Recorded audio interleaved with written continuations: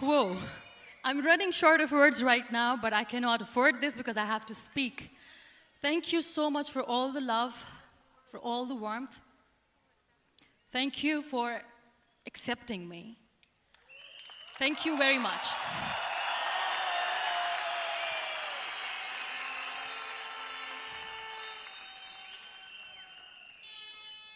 Well, I always start my talk with a disclaimer. And that disclaimer is that I've never claimed to be a motivational speaker. Yes, I do speak, but I feel more like a storyteller because wherever I go, I share a story with everyone. Well, it is a story of a woman whose perfectly imperfect life made her who and what she is today. It's the story of a woman who, in pursuit of her dreams and aspirations, made other people realize that if you think that your life is hard and you're giving up on that because you think your life is unfair, think again. Because when you think that way, you are being unfair to your own self. It's the story of a woman who made people realize that sometimes problems are not too big. We are too small because we cannot handle them.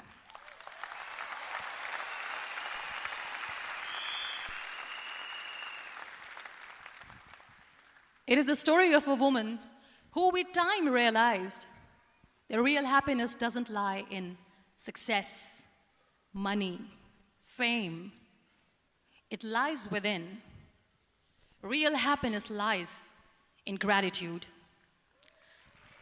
So I am here, and I'm going to share the story of that woman. That is my story. The story of gratitude.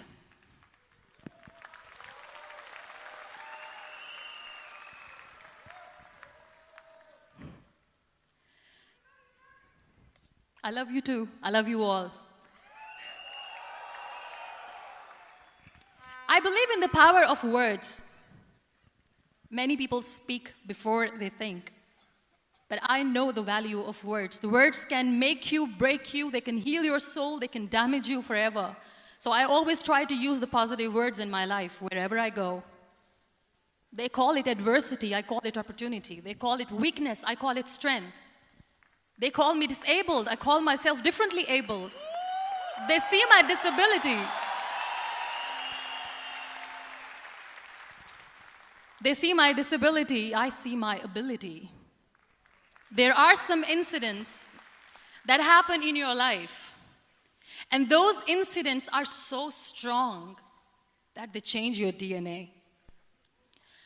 Those incidents or accidents are so strong that they break you physically. They deform your body, but they transform your soul.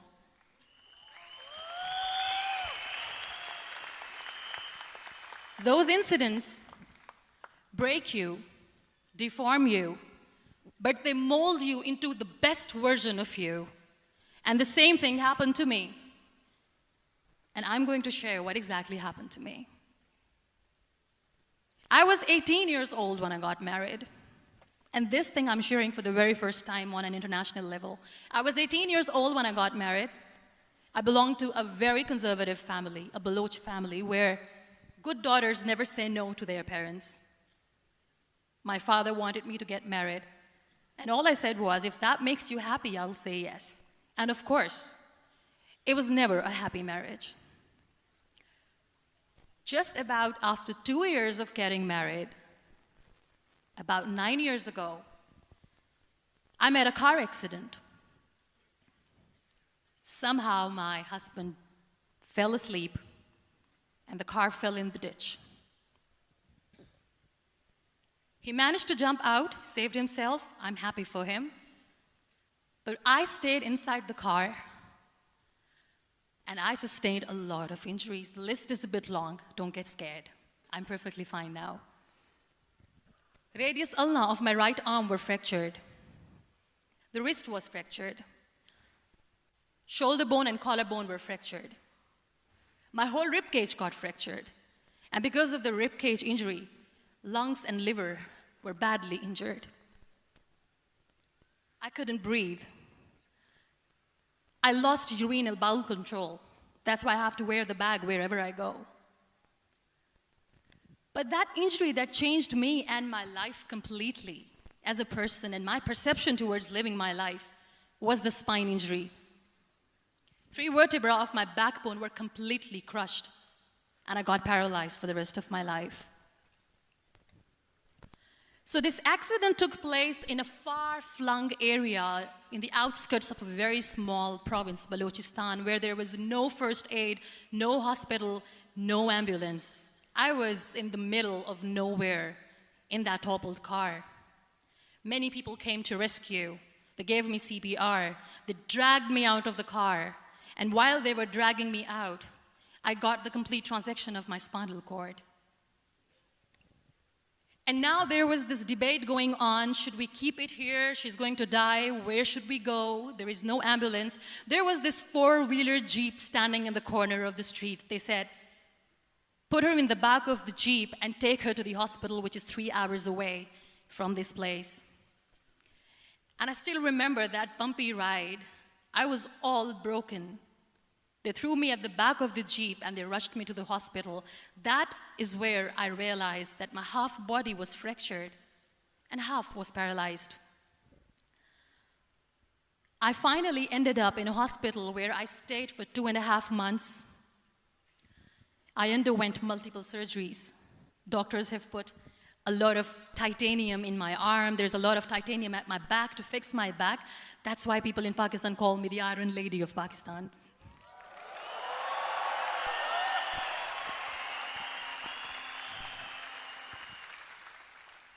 Sometimes I wonder how easy it is for me to describe all this all over again. And somebody has rightly said that when you share your story and it doesn't make you cry, that means you have healed.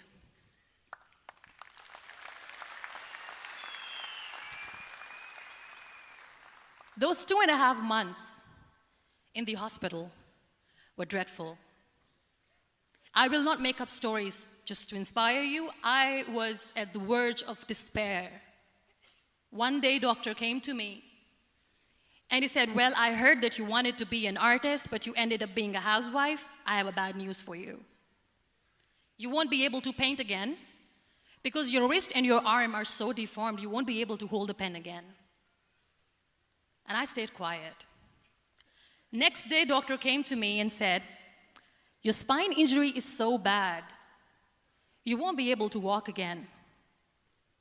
I took a deep breath and I said, it's all right. The very next day, doctor came to me and said, because of your spine injury and the fixation that you have in your back, you won't be able to give birth to a child again. That day, I was devastated. I still remember, I asked my mother, why me? And that is where I started to question my existence. Why am I even alive? What's the point of living? I cannot walk, I cannot paint, fine. I cannot be a mother. And we have this thing in our heads, being women, that we are incomplete without having children. I am going to be an incomplete woman for the rest of my life. What's the point? People are scared. They think I will get divorced. What is going to happen to me? Why me? Why am I alive? We all try to chase this tunnel. We all do this because we see light in the end of the tunnel, which keeps us going. My dear friends, in my situation, there was a tunnel that I had to roll on, but there was no light. And that is where I realized that the words have the power to heal the soul. My mother said to me, this too shall pass. God has a greater plan for you. I don't know what it is, but He surely has.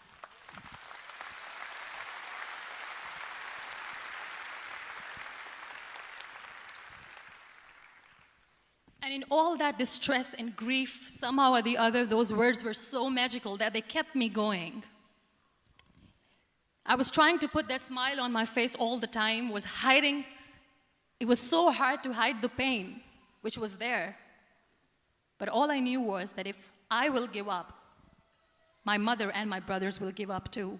I cannot see them crying with me. So what kept me going was, one day I asked my brothers, I know I have a deformed hand, but I'm tired of looking at these white walls in the hospital and wearing these white scrubs. I'm getting tired of this. I want to add more colors to my life. I want to do something. Bring me some colors. Bring me some small canvas. I want to paint. So the very first painting I made was on my deathbed, where I painted for the very first time. It was not just an art piece or just my passion. It was my therapy. What an amazing therapy it was. Without uttering a single word, I could paint my heart out. I could share my story. People used to come and say, what lovely painting, so much color. Nobody could see the grief in it. Only I could.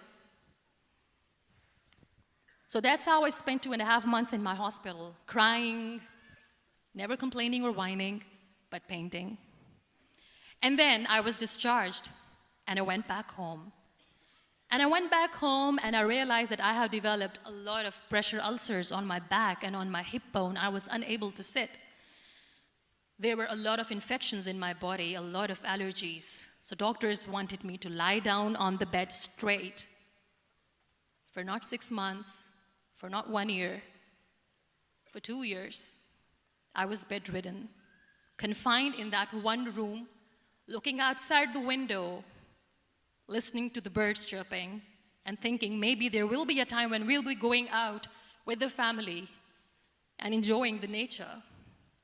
That was the time where I realized how lucky people are, but they don't realize. That is the time where I realized that the day I'm going to sit, I'm going to share this pain with everyone to make them realize how blessed they are, and they don't even consider them lucky. There are always turning points in your life.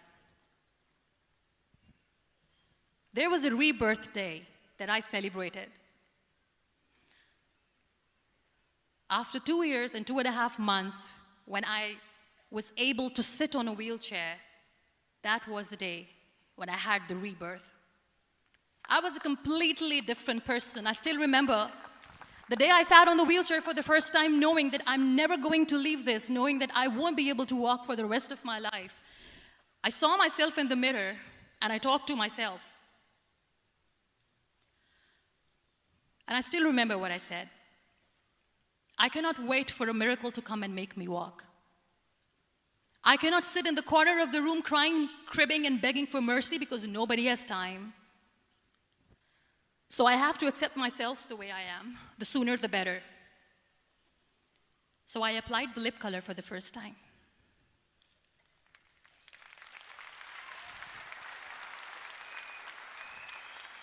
And I erased it. And I cried. And I said, what am I doing? A person on a wheelchair should not do this. What will people say? Clean it up. Put it again. This time I put it for myself because I wanted to feel perfect from within.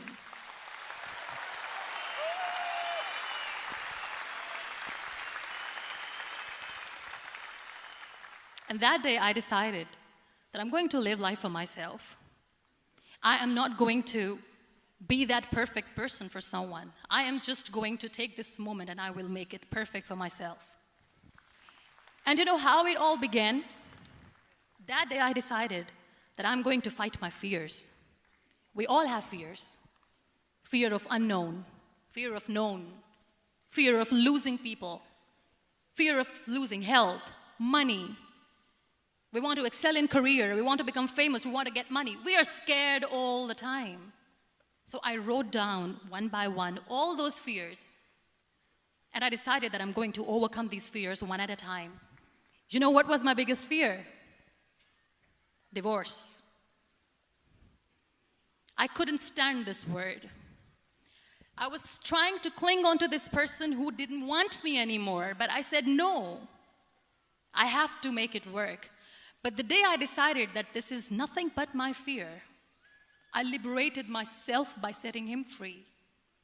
And I made myself emotionally so strong that the day I got the news that he's getting married, I sent him a text that I'm so happy for you and I wish you all the best. And he knows that I pray for him today.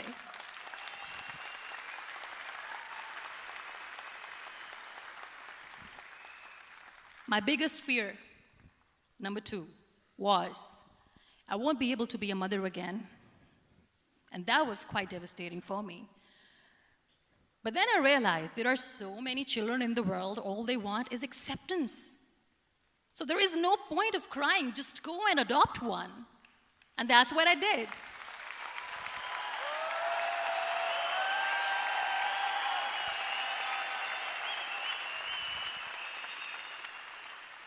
I gave my name in different organizations, different orphanages. I didn't mention that I'm on a wheelchair, dying to have a child. So I just told them that this is MUNIBA Muzari and she wants to adopt a boy or girl, whatsoever, but I want to adopt a kid. And I waited patiently. 2 years later, I got this call from a very small city in Pakistan. I got a call and they said, "Are you MUNIBA Muzari? There is a baby boy and would you like to adopt?" And when I say yes, I could literally feel the labor pain. I said, yes, yes, I am going to adopt him. I am coming to take him home.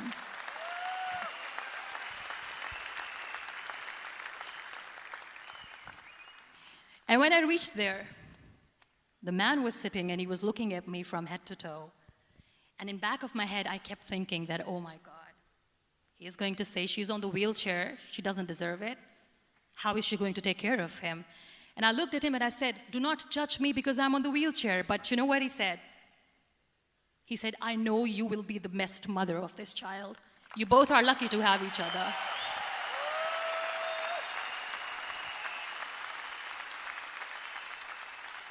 And that day, I was 2 days old, and today he's 6.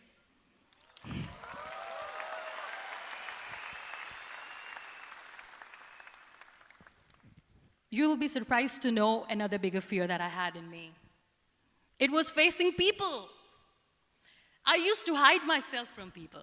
When I was on bed for 2 years, I used to keep the door closed. I used to pretend that I'm not going to meet anyone, tell them that I'm sleeping. You know why? Because I couldn't stand that sympathy that they had for me.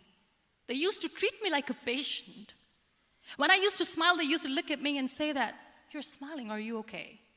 I was tired of this question being asked, "Are you sick?" Well, a lady yesterday at the airport asked me, "Are you sick?" And I said, well, besides the spinal cord injury, I'm fine, I guess.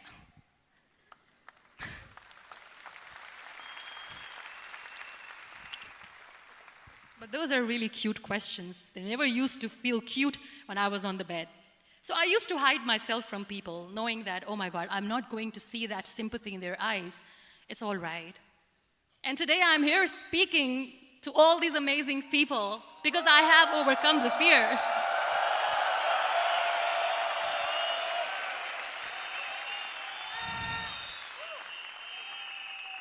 You know, when you end up being on the wheelchair, what's the most painful thing?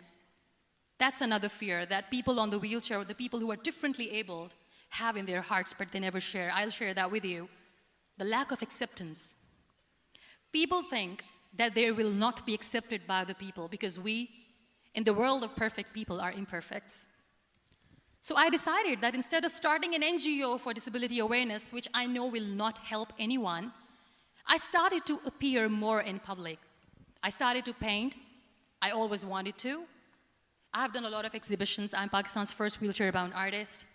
I have done a lot of modeling campaigns, different campaigns for brands like Tony and Guy.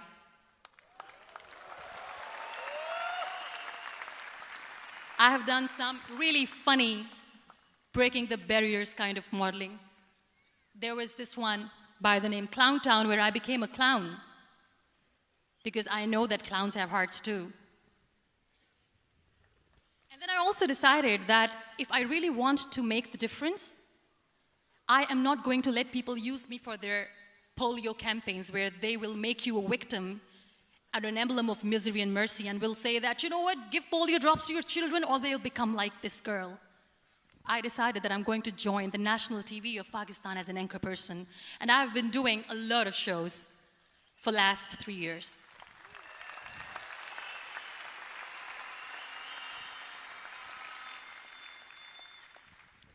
So when you accept yourself the way you are, the world recognizes you. It all starts from within. Thank you. I became the National Goodwill Ambassador for UN Women Pakistan, and now I speak for the rights of women, children.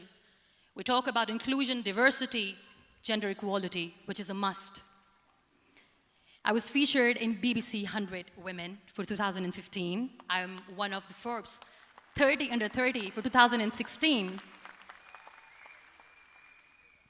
And it all didn't happen alone. You all are thriving in your careers. You have bigger dreams and aspirations in life. Always remember one thing.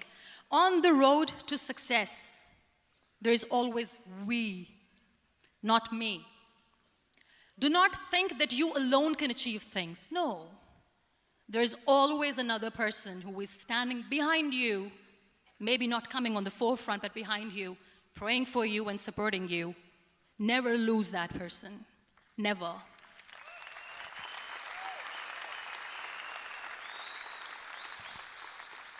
No matter how much I say that I couldn't find a hero, so I became one, I still want to recognize those 3 people in my life who literally changed my life completely, and I get inspiration from them every single day. Waleed Khan.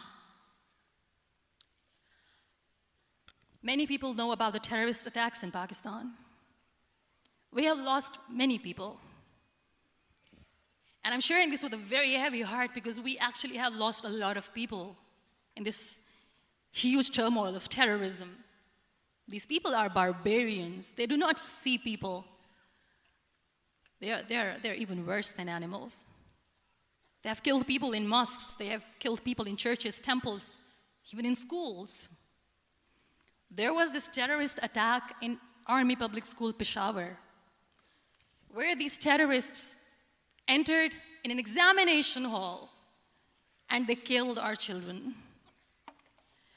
And in that attack, that day, this beautiful boy, Waleed Khan, who was my hero, my real life hero, was the proctor who was taking care of the students, was keeping an eye on the students. Those barbarians shot him 3 times in the face, 5 times on his body, and he fell down. I was asked to give a talk in the school after a week of that terrorist attack. With a very heavy heart, I went there and I spoke. We sang a few national songs. I thought that maybe I've done my part, but deep inside, it was killing me. I could see children injured. I could see children sitting on the wheelchairs, looking at me, wondering, what next? What was our fault? Just because we were here to give examination, we have been shot. So many people, so many children lost their friends. Their classrooms were empty. The next day they went to the classroom. So this kid, Waleed Khan, I was asked that he is in a hospital right now, and you have to go and see him and motivate him and tell him that it's going to be okay. And when I saw Waleed Khan coming on the wheelchair for the first time in front of me, face was all deformed. His leg was fractured, his arm was fractured. He couldn't talk, he lost his teeth. He cannot sneeze, he cannot smell. He cannot eat. And I kept thinking, what should I say? That everything is going to be all right? No, nothing is all right. And while I was juggling with the words, what to say, what not to say, this beautiful child, Waleed Khan, came to me and he said, "Are you MUNIBA Muzari?" I said, "Yes." He said, "Baji, let's take a selfie."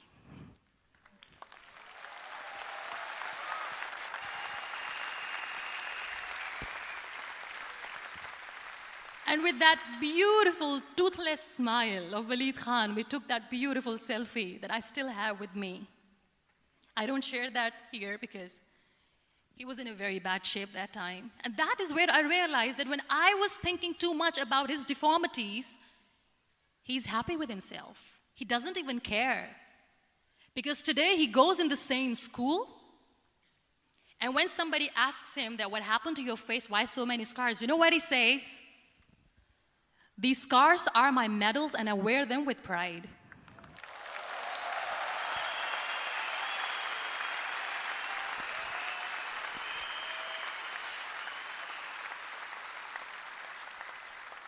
And how beautifully he says the terrorists wanted me not to study. I am going to study. I will become a doctor one day. And this is my way of taking revenge from those terrorists. Another real-life hero, of course, my son. His name is Nile, N-I-L-E, River Nile. I learned so much from this kid. The first and foremost thing is patience. How to be patient when you know that your mother cannot walk, when you know that your mother is different from the other women, when you know that your mother cannot go out and play with you, how to stay calm. He loves football. And when we got the very first football, he was 4 years old. He was super excited. I still remember he came in the room and he said, "Mom, let's play football." And he kept the ball in my feet. And he said, "Let's kick it." And that day I felt disabled. I said, "I cannot kick the ball." And I was down with the same face. He looked at me and he said, "Well, that's all right. Your legs are not working, but your hands do. Let's play catch the ball."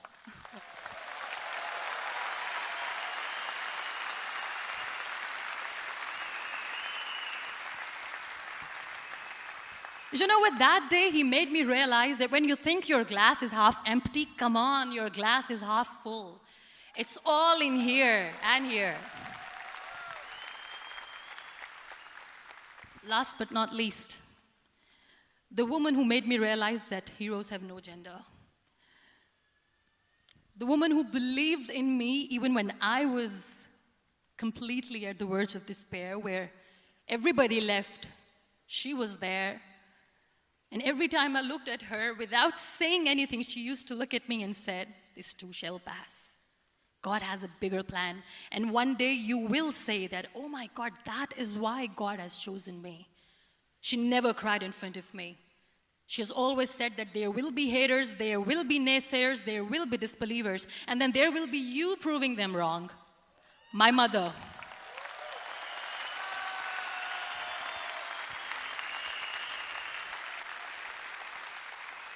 Whatever I am today, I'm nothing without her. I'm nothing without her. Thank you, Mama. I wish you were here. Thank you for making me who I am today.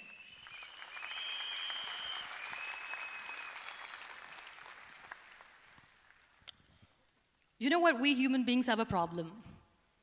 Out of many problems, there is one more, and this is a self-created one. We always expect ease from life. We have this amazing fantasy about life. This is how things should work. This is my plan. It should go as per my plan. If that doesn't happen, we give up. So my dear friends, let me tell you one thing. I never wanted to be on the wheelchair. Never thought of being on the wheelchair. I was always aspiring to do bigger things, but had no idea that for that I have to pay the price to be where I am today. It's a very heavy price. This life is a test and a trial, and tests are trials are never supposed to be easy. So when you are expecting ease from life, and life gives you lemons, then you make the lemonade, and then do not blame life for that, because you were expecting ease from a trial. Trials make you a stronger, better person. Life is a trial, and with time you realize that.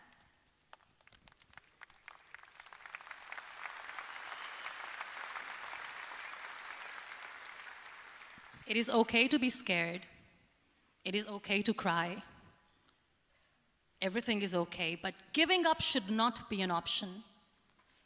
They always say that failure is not an option. Failure should be an option, because when you fail, you get up, and then you fail, and then you get up, and that keeps you going. That's how humans are strong.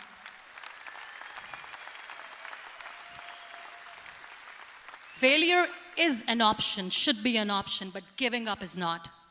Never. We have this thing in minds. We call it perfection. We want everything perfect. We want ourselves to be perfect. There is this image in our head about everything.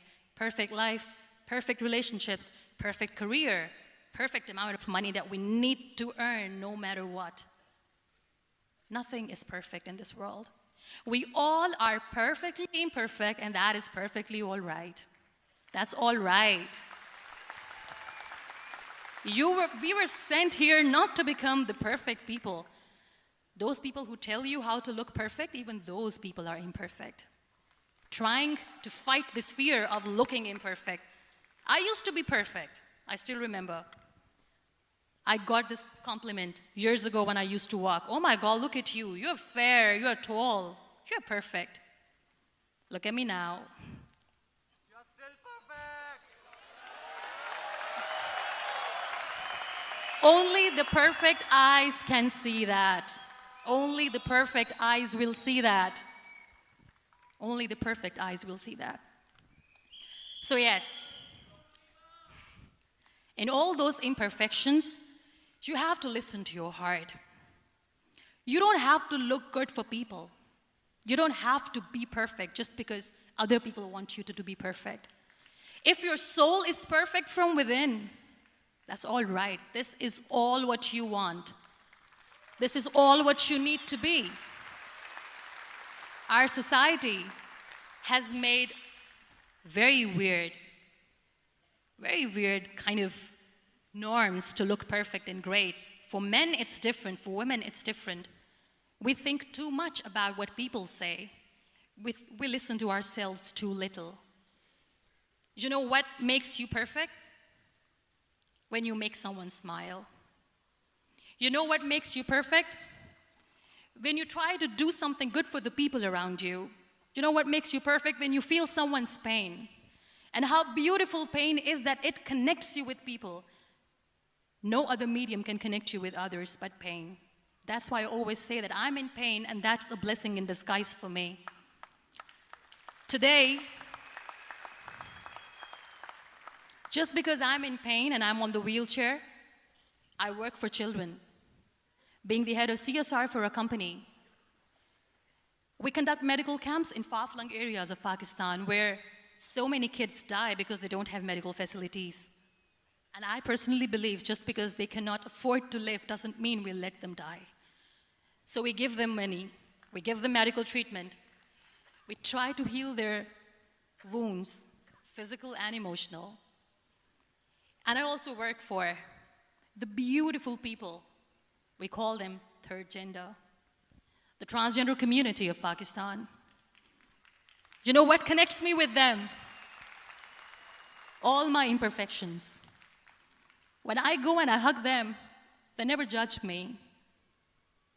And this very good friend of mine, her name is Bijli. Bijli means electricity.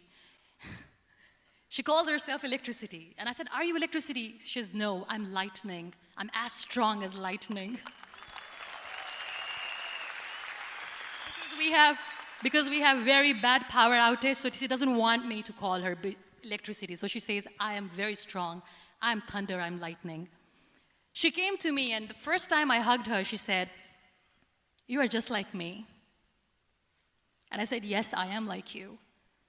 Because to people, we are so imperfect. So how beautiful these imperfections are, that because of these imperfections, you can connect with people. Then why are we all running after being perfect? What's the point?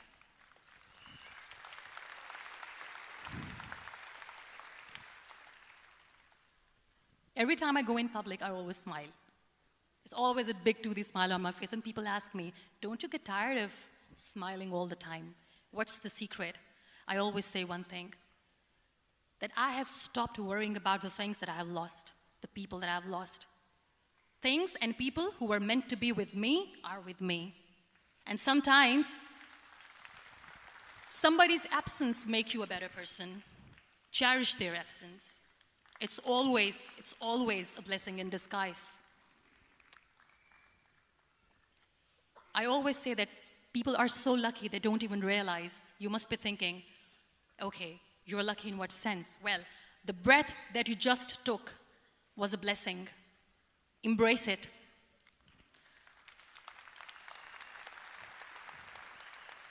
There are so many people in the world who are dreaming to live a life that you are living right now. You have no idea. Embrace each and every breath that you are taking. Celebrate your life. Live it. Don't die before your death. We all die.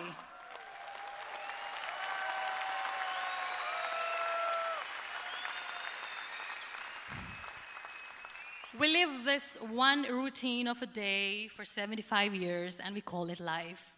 No, that's not life.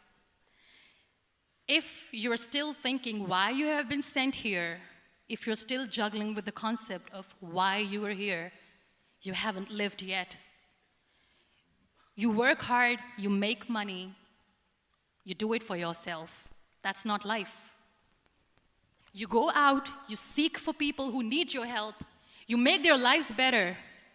You become that sponge which can absorb all the negativity, and you become that person who can emit beautiful, positive vibes. And when you realize that you have changed someone's life, and because of you, this person didn't give up, that is the day when you live. Always.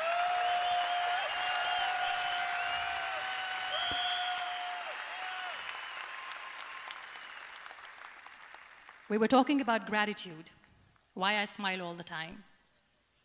I cry all night when nobody sees me, because I'm a human and I have to keep the balance. And I smile all day because I know that if I will smile, I can make people smile. That keeps me going.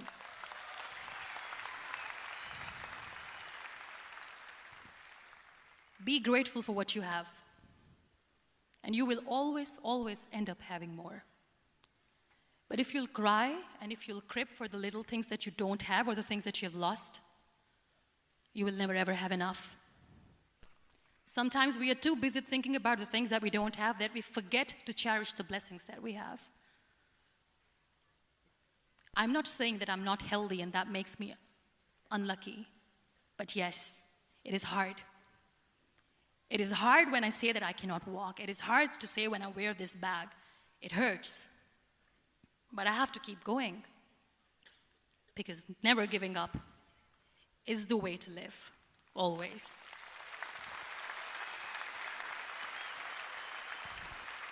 So I'll end my talk on a very short note. Live your life fully. Accept yourself the way you are. Be kind to yourself. Be kind to yourself. I'll repeat, be kind to yourself, and only then you can be kind to others. Love yourself and spread that love. Life will be hard. There will be turmoils, there will be trials, but that will only make you stronger. Never give up. The real happiness doesn't lie in money or success or fame. I have this all, I never wanted this. Real happiness lies in gratitude. So be grateful, be alive, and live every moment. Thank you so much, everyone.